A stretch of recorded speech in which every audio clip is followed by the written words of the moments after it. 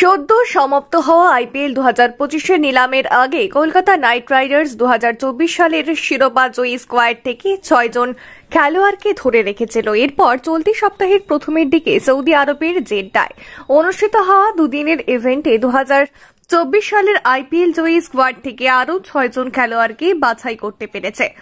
তবে franchise captain Shreyas আয়ারকে কিনতে ব্যর্থ হয়েছে আসন্ন আইপিএলে। শ্রেয়সকে পাঞ্জাব কিংস 26.75 কোটি টাকায় দলে শামিল করেছে। শ্রেয়সকে দলে না পেলেও ভেঙ্কটেশ আয়ারকে 23.75 কোটি টাকায় নাইট রাইডার্স তাদের দলে শামিল করেছে। নিলামের মঞ্চে বেশ কিছু তারকা খেলোয়াড়দের কিনেছে ফ্র্যাঞ্চাইজি। দক্ষিণ আফ্রিকার কুইন্টন ডি কক, এন্ড্রিক নোকিয়াকে শামিল করেছে দলে, এমনকি দলে ফিরেছেন অজিঙ্কা রাহানেও। কেকেআর এবারের আইপিএল নিলামে 50.95 কোটি টাকার বিনিময়ে 15 জন খেলোয়াড়কে চুক্তিবদ্ধ করেছে এবং আসন্ন লিগে মোট 21 জন খেলোয়াড়কে কিনতে সক্ষম হয়েছে ফ্র্যাঞ্চাইজি। নাইট রাইডার্স দলের হয়ে ওপেনিং করতে দেখা যাবে সুনীল নারিনকে। তিনি কেকেআর এর হয়ে সবচেয়ে বেশি ম্যাচ খেলেছেন এবং ফ্র্যাঞ্চাইজির হয়ে সর্বোচ্চ উইকেট তিনিও স্বীকার করেছেন।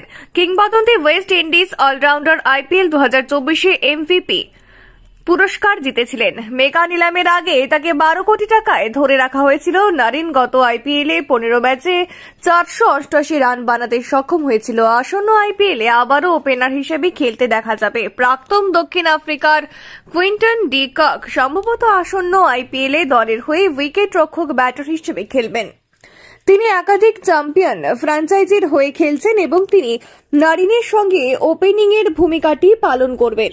এখনো পর্যন্ত 107টি আইপিএল ম্যাচে তার নামে 3157 রান হয়েছে। এবারের মেগা নিলামে ফ্র্যাঞ্চাইজি তাকে 3.7 কোটি টাকায় কিনেছে।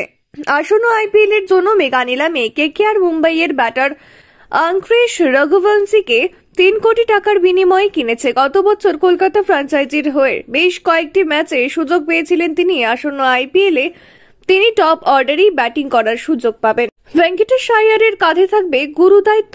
আসন্ন আইপিএল এর জন্য মেগা নিলামে কেকেআর ব্যাটিং অলরাউন্ডার ভেঙ্কটেশ আয়ারকে 23.75 কোটি টাকায় কিনেছে। 29 বছর বয়সী এই তারকা ক্রিকেটার 2021 সাল থেকে কলকাতা ফ্র্যাঞ্চাইজির হয়ে খেলে আসছেন। এর আগে 2022 সালের মেগা নিলামেও তাকে ধরে রেখেছিল ফ্র্যাঞ্চাইজি।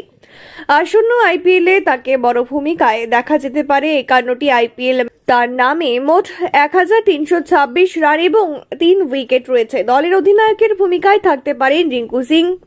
তিনি আসন্ন আইপিএল এর মেগা নিলামের আগে নাইট রাইডার্স দল কর্তৃক সবচেয়ে বেশি 13 কোটি টাকা পেয়েছেন।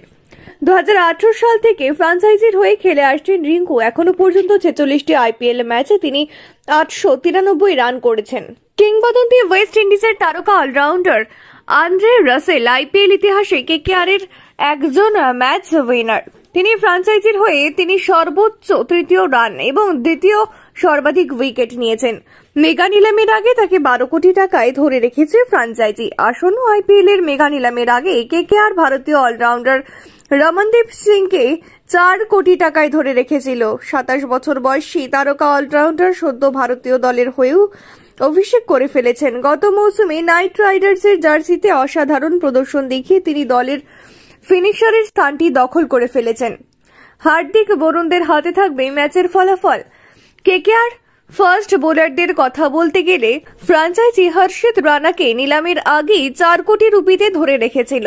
রানা ফ্র্যাঞ্চাইজির হয়ে 2022 সালে আইপিএলে অভিষেক করেছিলেন। এখনো পর্যন্ত 21 ম্যাচে 25 উইকেট নিতে সক্ষম হয়েছেন। হর্ষিত তার সঙ্গী হিসেবে গতবারের সঙ্গীকেই পাশে পাবেন। আনক্যাপড ভারতীয় পেসার ভৈরব আরোরা গত আইপিএল মৌসুমে তার পারফরমেন্সে কেকেআর ভক্তদের মুগ্ধ করেছিল। এই কারণেই ফ্র্যাঞ্চাইজি তাকে আবারও মেগা নিলামে 75 লক্ষ টাকায় চুক্তিবদ্ধ করেছিল।